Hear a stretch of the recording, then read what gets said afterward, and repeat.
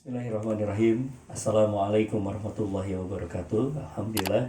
Alhamdulillahilladzi arsala rasulahu bil huda wa dinil haq lidhira ala dini kulli wa kafa billahi syahida. Asyhadu an la ilaha illallah wa asyhadu anna Muhammadan abduhu wa rasuluh. Allahumma shalli wa sallim wa barik ala Muhammad wa ala alihi wa sahbihi ajmain. Amin ya Allah ya rabbal alamin. Alhamdulillah, segala puji bagi Allah Tuhan semesta alam yang kembali mempertemukan kita di waktu sahur yang penuh dengan keberkahan ini. Dan sahabat umat dimanapun berada, mudah-mudahan ada dalam kondisi yang sehat walafiat dan kita terus bisa memaknai hari-hari di bulan Ramadan ini. Salawat dan salam semoga terlimpah curah untuk Nabi kita Muhammad SAW, untuk seluruh keluarganya, untuk para sahabat, untuk para tabi'in, tabi'in, dan insya Allah mudah-mudahan untuk kita semuanya, umatnya yang ada di akhir zaman ini. Alhamdulillah, sahabat Umma, saya Agus Al-Muhajir menemani kembali di masa sahur ini ya, di waktu-waktu sahur ini. Dan jangan lupa juga download aplikasi Umma di App Store atau di Play Store, silakan sebanyak-banyaknya informasikan juga, mudah-mudahan ini bisa menjadi syiar kita ya. Dan nanti untuk pertanyaan seperti biasa juga, silakan pertanyaan bisa tekan tombol pensil di pojok kanan bawah, ajukan pertanyaan pakai hashtag. Hashtagnya adalah hari akhir, karena ini ada tema berkenaan dengan tema kita kali ini, yaitu berkenaan dengan hari akhir. Kenapa kita harus bicara tentang hari akhir? Yang pertama adalah ini bagian dari keimanan kita. Keimanan kita itu adalah mengimani bahwa dunia ini akan ada akhirnya. Ada satu kehidupan yang namanya kehidupan akhirat. Ini sistem keimanan kita, agar kita bisa betul-betul menyandingkan kehidupan itu dengan benar, atau menyikapi kehidupan itu dengan benar. Bahwa ada sebuah kehidupan setelah kehidupan dunia. Kalau akhir dari kehidupan kita namanya adalah kematian, kalau akhir dari kehidupan dunia ini, itu adalah sebuah peristiwa yang begitu sangat besar. Peristiwa yang bahkan dari namanya saja, nanti kita coba untuk pelajari ya. Allah Subhanahu wa Ta'ala ketika ingin menerangkan, ingin menegaskan kepada kita tentang hari akhir itu, menggunakan beberapa istilah di dalam Al-Quran. Yang istilah-istilahnya itu saja sudah menjadi nasihat buat kita. Penting sekali. Nasihat yang sangat penting agar kita bisa sukses menjalani kehidupan kita di kehidupan dunia ini, lalu kemudian kita bisa selamat di kehidupan akhirat nanti. Ya, coba kita lihat ada beberapa nama. Hari akhir itu Allah Subhanahu wa Ta'ala menggunakan beberapa istilah. Yang pertama adalah menggunakan istilah hari kiamat.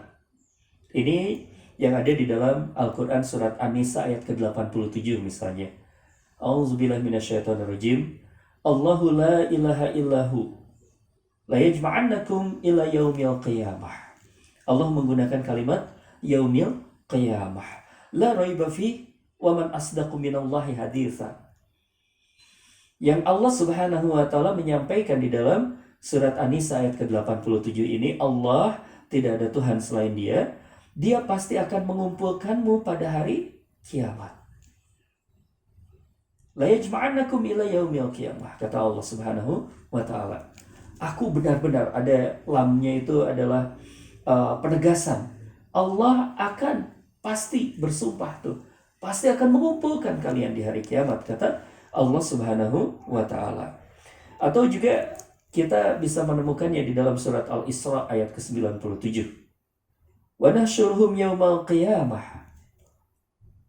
Wa nahsyuruhum yaumal qiyamah. Dan kami akan mengumpulkan mereka pada hari kiamat. Atau di dalam surat Asy-Syura ayat ke-45 juga sama, ada kalimat yaumul qiyamah.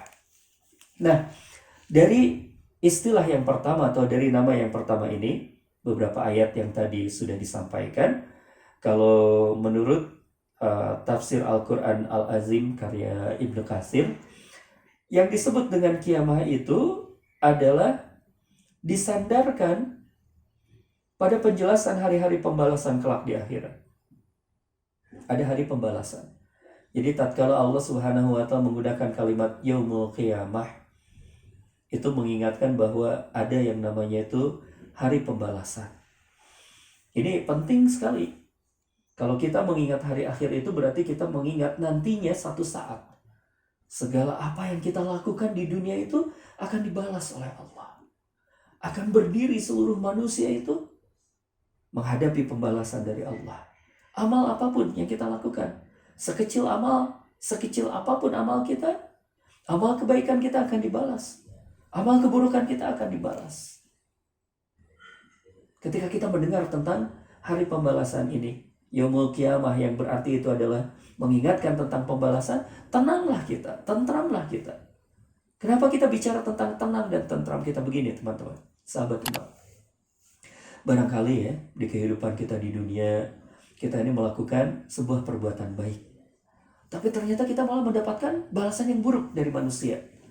Ada yang salah faham, ada yang bahkan kemudian menjelek-jelekan kita. Padahal kita niatnya sudah baik, beramal baik, tapi kemudian responnya bisa jadi buruk. Tapi kalau kita mengingat kiamat, satu saat kita akan mendapatkan balasan dari Allah. Dan balasan kebaikan itu adalah balasan kebaikan nantinya dari Allah. Balasan kebaikan itu adalah kebaikan lagi dari Allah. Tidak pernah luput Allah itu. Kalau di dunia manusia bisa salah faham, tapi kalau di akhirat Allah nggak mungkin salah faham. Tidak akan pernah. Begitu pula di dunia, semuanya dipandang oleh Allah Subhanahu wa Ta'ala. Sehingga ketika kita mengingat kiamat ini, ada ketenangan, ketentraman. Kita tetap berbuat baik, meskipun apapun yang terjadi. Kita tetap akan beramal kebaikan, berkontribusi di tengah umat manusia ini. Meskipun manusia tidak menerima kontribusi kita, tidak menerima amal baik kita. Begitu pula hati-hati. Kalau kita bicara tentang hari kiamat itu berarti adalah hari pembalasan, berarti kezaliman sekecil apapun, dosa sekecil apapun, itu nanti akan dibalas oleh Allah Subhanahu wa Ta'ala. Maka berhati-hati dengan ini semuanya.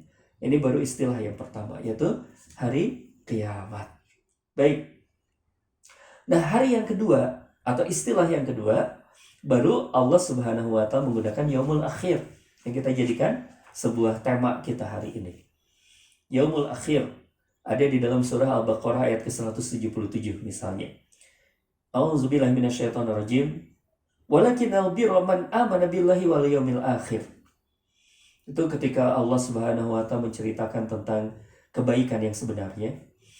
Yang Allah Subhanahu wa Ta'ala menyampaikan bahwa kebaikan itu bukan hanya sekedar menghadapkan wajahmu ke barat, menghadapkan wajahmu ke timur, bukan seperti itu.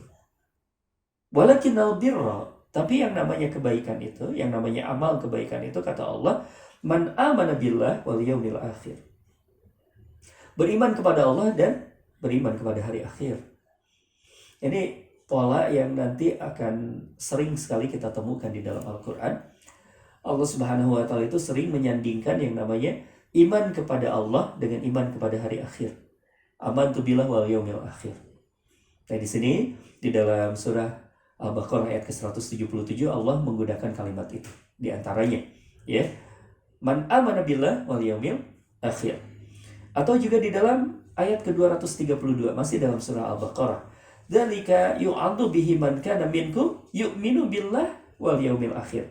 Kita menemukan pola yang sama. Yu'minu billah wal yaumil akhir. Iman kepada Allah dan iman kepada hari akhir.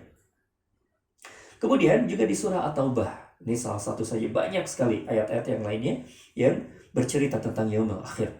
Innama ya'muru masajidallah man amana billah wal yaumil akhir. Lagi-lagi disandingkan man amana billah wal yaumil akhir. Barang siapa yang beriman kepada Allah dan hari akhir. Nah, kalau Allah Subhanahu wa Ta'ala menggunakan istilah yaumul akhir itu, kita coba meminjam pemahamannya Imam At-Tabari di dalam tafsir At-Tabari. Itu beliau menjelaskan bahwa yang dimaksud dengan hari akhir itu adalah meyakini adanya hari pembalasan yang juga hari pembangkitan. Hari kebangkitan manusia. Dibangkitkan untuk dibalas. Bahasa mudahnya mungkin seperti itu. Jadi kalau saya misalnya mengingatkan sahabat umat bahwa akan ada yaumul akhir. Kita akan membahas yaumul akhir. Hari akhir.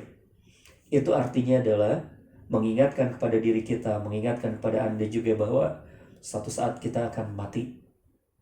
Satu saat dunia ini akan dihancurkan. Satu saat kemudian kita akan dibangkitkan. Dan pada saat dibangkitkan itu bukan hanya sekedar dibangkitkan. Kita akan mempertanggungjawabkan semua apa yang kita lakukan. Kita akan dibalas segala apapun yang pernah kita lakukan di dunia. Kan ini yang gagal faham. Banyak orang gagal faham.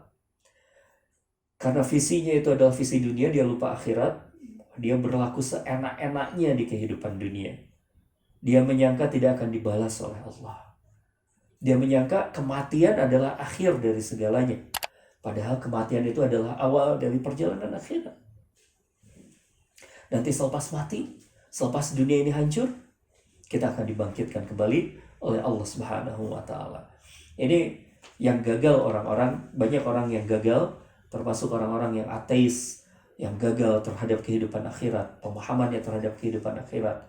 Orang-orang yang agnostik misalnya, gagal pemahamannya tentang kehidupan akhirat. Dia menyangka bahwa kehidupannya hanya kehidupan dunia saja. Lalu tidak akan pernah lagi dibangkitkan di sebuah kehidupan yang lain yang namanya kehidupan akhirat. Dia lupa juga bahwa dia akan berdiri untuk dihisab oleh Allah Subhanahu wa Ta'ala. Nah, ini sudah dua istilah. Yang pertama adalah yaumul qiyamah, yang kedua adalah yaumul akhir. Yang menarik lagi, Allah Subhanahu wa Ta'ala juga kerap kali ketika mengingatkan kita tentang kiamat, mengingatkan kita tentang hari akhir itu, menggunakan juga istilah yaumul ba'ats, penegasan spesifik. Yaumul ba'ats. Apa itu yaumul ba'ats? Itu adalah hari kebangkitan.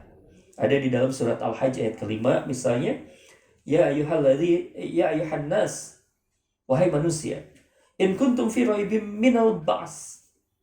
Kalau seandainya engkau meragukan tentang hari kebangkitan, panggilannya jelas, ya ayuhan nas. Seruannya kepada seluruh manusia, berarti tidak ada kecuali. Semua manusia nanti akan mati, semua manusia akan hancur, tetapi kemudian semua manusia akan dibangkitkan kembali. Makanya seruannya umum tuh, ya ayuhan nas, wahai manusia. In kuntum fi raibim. Kalau misalnya ada di antara kalian manusia ini yang meragukan minal ba'ats, tentang hari kebangkitan, fa inna khalaqnakum min turab. Lalu Allah Subhanahu wa Ta'ala menceritakan tentang proses penciptaan manusia. Sungguhnya engkau diciptakan dari tanah, lalu kemudian berikutnya lagi. Ba'ats. Ada juga di dalam surat Ar-Rum ayat ke-56, Allah juga menggunakan kalimat ba'ats itu. Nah, inilah yang mengingatkan kita kembali bahwa kalau hari akhir itu diistilahkan dengan yaumul ba'ats, bahwa semua manusia nanti akan dibangkitkan. Ini peristiwa yang menggentarkan banyak orang yang berpikir. Karena kalau buat saya nih, sahabat umat, seandainya ya, kematian itu adalah akhir dari segalanya, maka buat saya ya, kalau misalnya kehidupan itu kehidupan dunia saja, lalu kemudian berakhir, mati menjadi akhir dari kehidupan dunia, kalau buat saya ya, saya kadang-kadang berpikir agak liar. Lalu saya berkata, buat apa kita berbuat kebaikan? Gak ada gunanya. Mendingan jadi orang jahat sekalian. Ya, orang jahat menang terus. Orang jahat gak punya aturan. Ya sudah, gitu. Kenapa? Karena setelah kematian, ya sudah selesai. Tapi bukan itu urusannya. Nanti setelah kematian, itu ada yang namanya yaumul ba'ats. Kita akan dibangkitkan lagi. Dunia ini baru sebuah tempat kita diuji. Tempat kita yang sebenarnya adalah di kehidupan akhirat nanti. Makanya Allah Subhanahu wa Ta'ala menggambarkan tentang hari akhir itu, hari kiamat itu dengan sebutan yaumul ba'ats. Tidak berhenti di situ, Allah juga mengistilahkan dengan yaumul khuruj. Apa itu yaumul khuruj? Yaitu hari keluar manusia dari kuburnya itu. Ya. Yang dimaksud dengan yaum al-khuruj, yaitu ketika manusia kelak akan kembali dibangkitkan dari dalam kubur. Jadi spesifik, bukan hanya sekedar ba'ats, tapi dari kuburnya itu manusia akan dibangkitkan kembali. Yauma yasma'una sayhata bil haqqi dzalika yaumul khuruj. Allah Subhanahu wa Ta'ala menyampaikan di dalam surat Qaf, yaitu pada hari ketika mereka mendengar suara dahsyat. Suara dahsyat, ada tiupan trompet dari Israfil. Bangkit semua manusia. Itulah hari keluar dari kubur. Semuanya menuju ke satu titik. mata terbelalak. Orang-orang yang tidak mengimani hari kebangkitan akan kaget dengan itu semuanya. Orang-orang yang menyepelekan kehidupan akhirat, lalu kemudian mereka akan pucat pasi, bahkan sampai hitam legam. Takut dia. Mereka menunduk di hadapan Allah. Mereka kaget, ternyata kehidupan ini tidak selesai dengan kehidupan dunia. Ada sebuah kehidupan yang begitu sangat gentar yang dulu didustakan oleh orang tersebut. Dia bangkit, dibangkitkan oleh Allah dari kuburnya itu dengan perasaan sangat takut. Allah Akbar. Ini jangan sampailah kita termasuk orang-orang yang seperti itu. Karena nanti dijelaskan ada orang-orang yang menunduk di hadapan Allah. Orang-orang yang mujrimun. Orang-orang yang berdosa dan dia bangga terhadap dosanya. Orang-orang yang berdosa dan dia nikmati dosanya itu. Karena kalau kita bicara tentang dosa dan kesalahan kita, sahabat umat, kita ini adalah manusia yang tempatnya salah.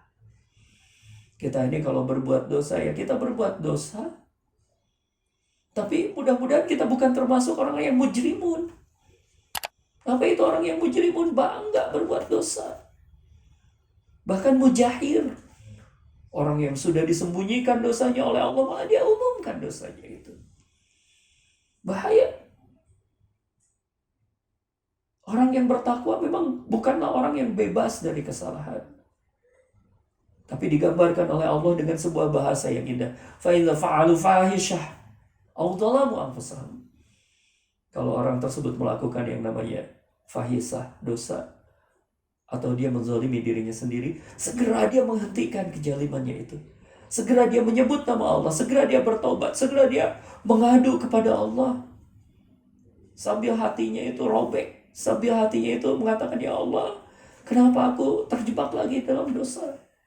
Dia kembali lagi kepada Allah, bertobat, menyebut nama Allah, bercucuran air matanya karena takut. Ini orang-orang yang bertakwa. Tapi kalau ada orang yang tadi itu mujrimun, bangga dia dengan dosa.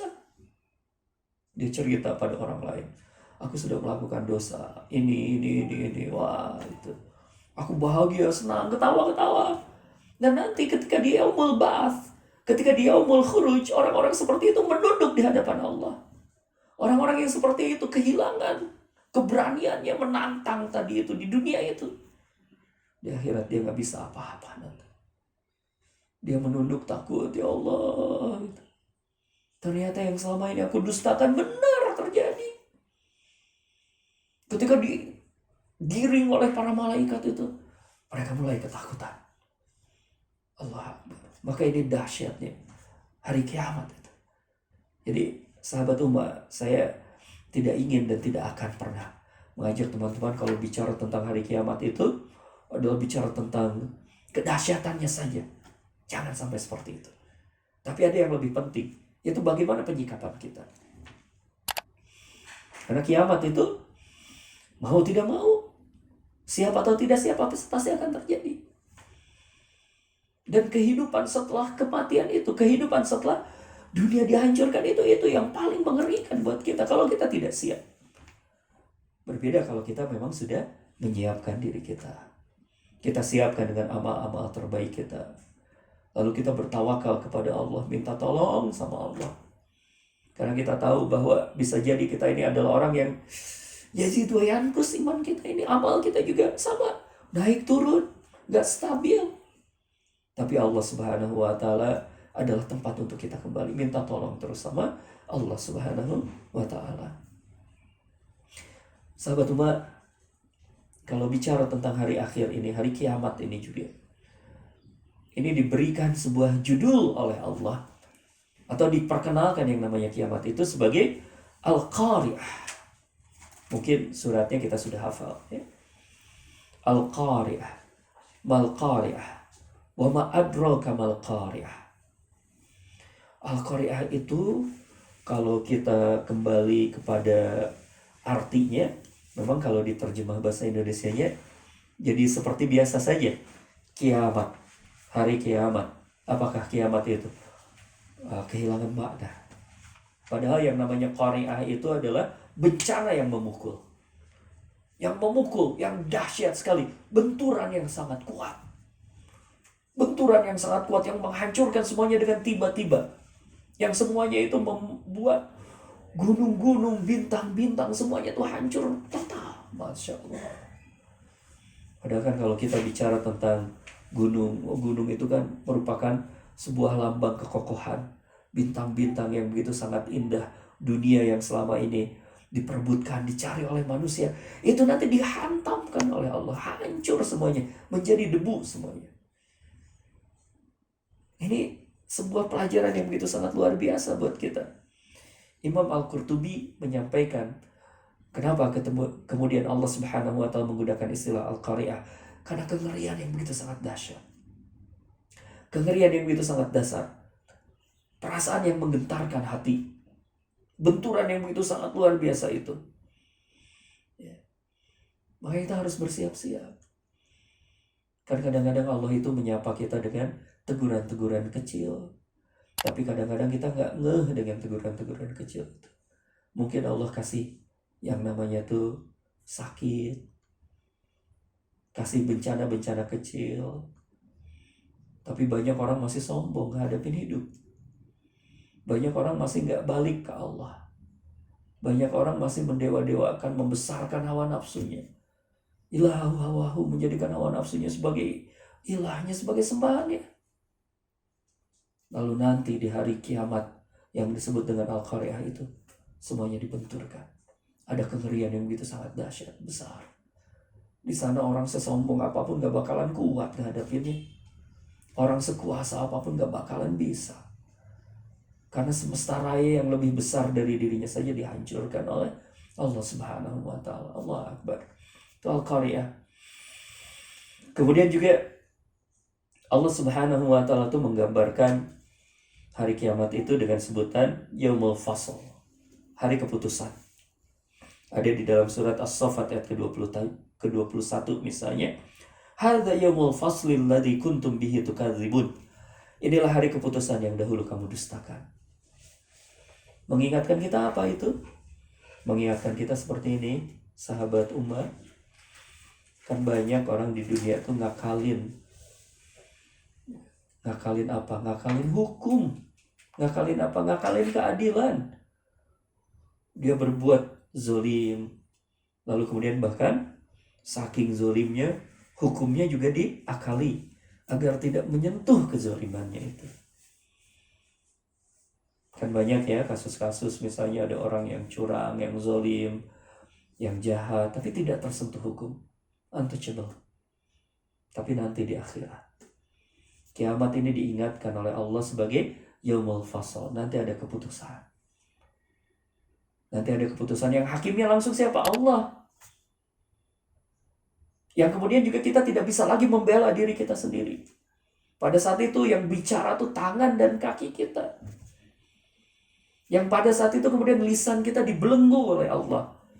Gak bisa lagi kita berkelit. Gak bisa lagi kita berdusta. Gak bisa lagi kemudian kita tuh ngomong segala macam untuk membenarkan kesalahan-kesalahan kita. Gak bisa. Yang ada pada saat itu adalah keputusan. Nanti diputuskan. Dan di keputusan di akhirat hanya dua. Apa itu? Surga atau neraka. Sehingga penting kita mengingat-ingat tentang surga dan neraka itu. Ya kalau bicara tentang kiamat tuh ingat juga surga dan neraka.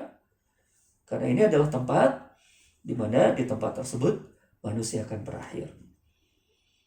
Kan kita semuanya memahami, mengerti kalau kita akan mati, kita akan masuk ke negeri akhirat. Tapi itu negeri akhirat itu ada dua. Yang satu surga, yang satu neraka. Tinggal kita mau masuk kepada. Kalau kita mau masuk ke surga, ya kita bersungguh-sungguh dengan itu semuanya ya. Bersungguh-sungguh karena yang namanya kiamat adalah Yaumul Fasl. Yaumul Fasl itu hari keputusan. Nanti Allah akan mengadili kita. Ya, mudah-mudahan kita selamat. Baik. Alhamdulillah. Itu untuk sebuah awalan buat kita ya. Dan silakan juga sahabat umat yang akan bergabung bersama untuk menanyakan. Silakan dengan hashtagnya hari akhir. Anda bisa tekan tombol pensil di pojok kanan bawah dan ajukan pertanyaannya. Sekali lagi hashtagnya adalah hari akhir. Baik. Ini sudah ada yang bergabung beberapa. ada Naura Nadiro yang dikatakan pertanyaannya itu adalah, jika kita tidak boleh menerka-nerka cocokologi tanda-tanda kiamat sesuai hadis dan Quran, lalu bagaimana kita hendaknya menyikapi tanda-tanda yang telah terjadi seperti kata Nabi dalam Al-Quran. Ini yang penting ya, saya ingin menyampaikan juga bahwa ini bagian dari keimanan kita, dan ini adalah hal yang gaib. Hal yang gaib itu maknanya adalah sesuatu yang belum terjadi. Sehingga pada prinsipnya yang boleh menerangkan tentang sesuatu yang belum terjadi itu hanya Allah dan Rasulnya. Berarti sumbernya kita harus kepada Al-Quran dan harus kepada As-Sunnah yang sahih.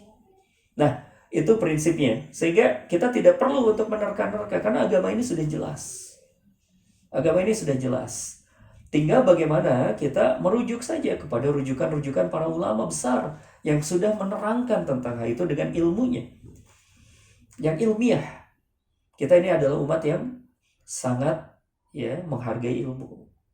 Sehingga bagaimana penyikapannya kita? Kalau misalnya ada tanda-tanda, kan tadi pertanyaannya, tanda-tanda telah terjadi seperti kata Nabi dalam Al-Quran.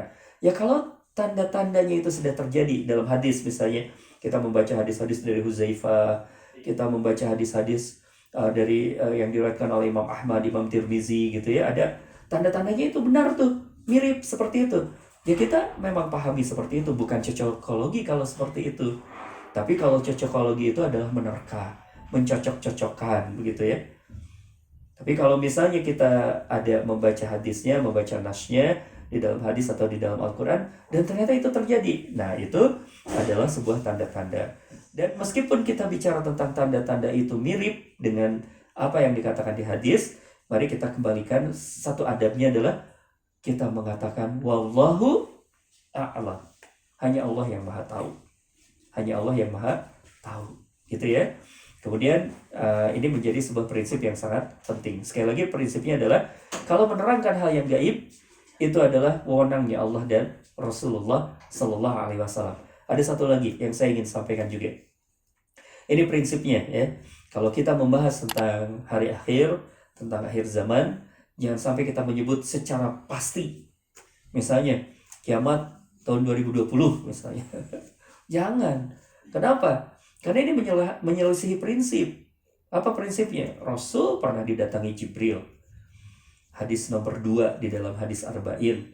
Ditanya sama Jibril kan, Kamsah. Ya Rasul, kapan datangnya hari kiamat? Apa jawaban Rasul? Yang ditanya tidak lebih tahu daripada yang bertanya. Rasul bilang angka enggak? Enggak. Jadi kalau misalnya ada yang berani-berani bilang angka, menyelisihi Rasul. Ya. Itu salah satu kaidahnya. Baik, itu untuk pertanyaan yang pertama.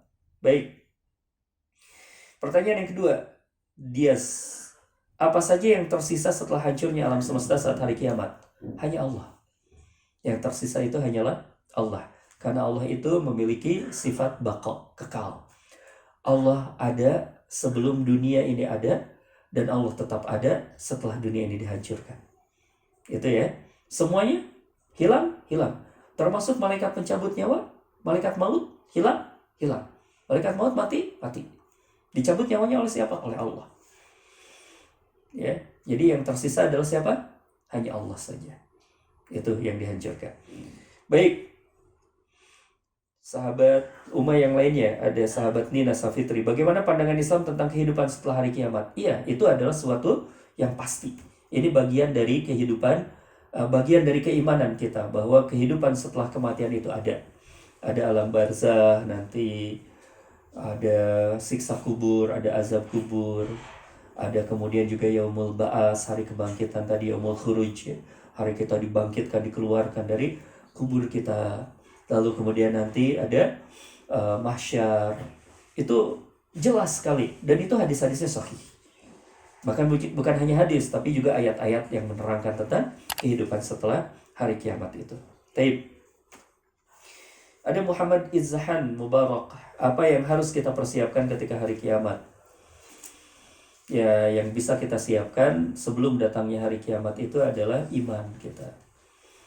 Ada satu hal nih, sahabat umat, kalau bicara tentang hari kiamat ini atau hari akhir itu, ada fitnah akhir zaman.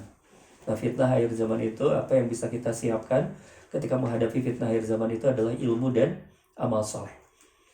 ilmu, iman, amal soleh. Iman, ilmu, amal soleh. Ini yang perlu untuk kita siapkan, ya. Karena ini yang akan bisa menyelamatkan kita dari fitnah kehidupan di akhir zaman ini dan fitnah di kiamat juga, ya. Kemudian yang terakhir,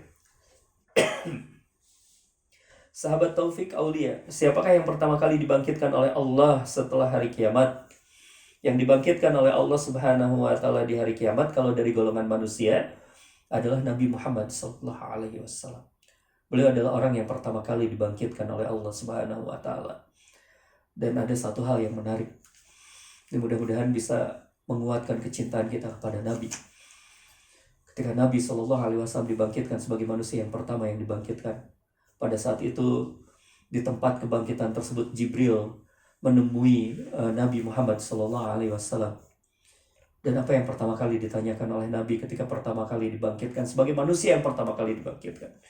Beliau berkata kepada Jibril, "Wahai Jibril, sampaikan kepadaku kabar gembira." Kata Jibril, "Kabar gembira apa lagi? Wahai Rasulullah ya Muhammad, engkau adalah manusia pertama yang dibangkitkan. Dan kau juga nanti adalah manusia pertama yang akan dimasukkan ke dalam surga." Bahkan seperti itu. Tapi kata Nabi, bukan yang seperti itu ya wahai Jibril, yang aku inginkan dapat kabar gembira itu. Jibril berkata lagi kepada Nabi, apa yang kau maksudkan? Aku bertanya tentang umatku.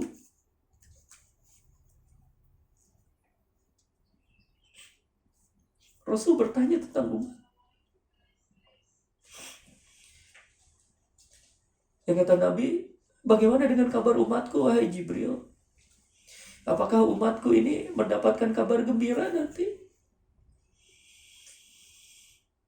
Allah Akbar. Ini kecintaan Rasul. Karena ada cinta yang begitu sangat luar biasa tuh. Di hari-hari kita gentar nanti di hari akhir itu.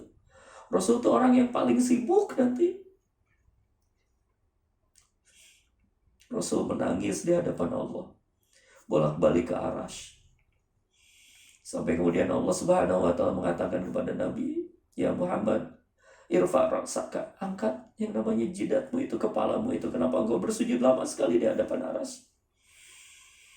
Dan kata Rasulullah sallallahu alaihi wasallam, "Ya Rabb, aku bukan memohon untuk diriku, tetapi aku memohon untuk umatku." Terus menerus seperti itu. Maka ini adalah cintanya Rasulullah. Bahkan kemudian ada satu episode lagi nanti di kehidupan akhirat. Rasulullah sallallahu alaihi wasallam pada saat itu menanyakan umat, "Aina ummati, aina ummati, aina ummati?" Semua kita berkumpul bersama dengan Rasulullah sallallahu alaihi wasallam.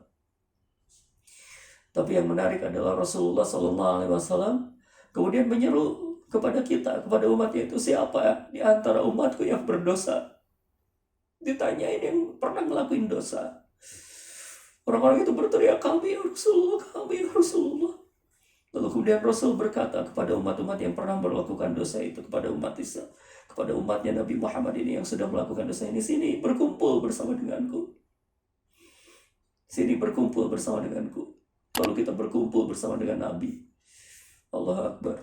Nabi pada saat itu menjadi orang yang paling sibuk. Nabi menjadi orang yang paling sedih. Nabi kemudian sibuk, akhirnya meminta kepada Allah untuk diizinkan memberikan syafaat. Maka ini adalah kecintaan seorang Nabi yang begitu sangat luar biasa. Bahkan saat Nabi dipersilahkan oleh Allah untuk masuk surga, beliau masih berkata kepada Allah, "Bagaimana dengan umatku? Umati, umati, umati." Maka teman-teman, sahabat umat yang dirahmati oleh Allah, hadirkan rasa rindu kita kepada Rasulullah juga. Hadirkan rasa cinta juga kepada Rasulullah dengan cara apa? Imani Rasul, pelajari kehidupannya, dan hiduplah sesuai dengan apa yang diajarkan oleh Rasulullah Sallallahu Alaihi Wasallam. Maka mudah-mudahan kita termasuk orang yang mendapatkan syafaat nanti di hari akhir, di hari yang begitu sangat berat itu. Tapi alhamdulillah, barangkali itu saja dulu ya, sahabat umat dimanapun berada. Mudah-mudahan ini bisa menguatkan kita, bisa menjadikan hidup kita ini menjadi lurus. Bisa jadi ini adalah Ramadan terakhir kita nggak pernah tahu. Bisa jadi ini adalah hari-hari terakhir kita dan hari akhir itu akan menyapa kita. Mudah-mudahan kita termasuk yang diselamatkan oleh Allah. Barakallahu fiik. Terima kasih banyak. Subhanaka Allahumma wa bihamdika asyhadu an la ilaha illa anta astaghfiruka wa atubu ilaik. Assalamualaikum warahmatullahi wabarakatuh. Kita terlahir untuk mencari jalan yang lurus. Dalam mendapatkan pengetahuan, dalam mencari pengalaman,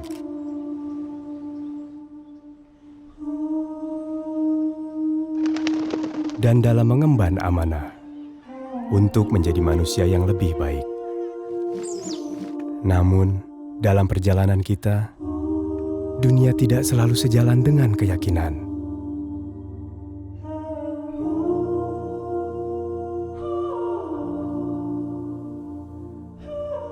Zaman mendatangkan beragam pilihan.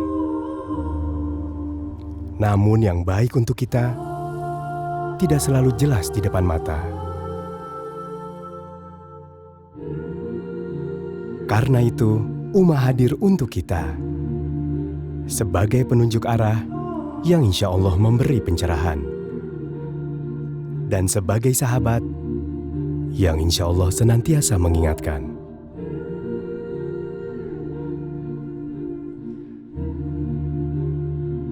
Dalam perjalanan kita pulang menuju jannah, Ummah, teman ibadahmu.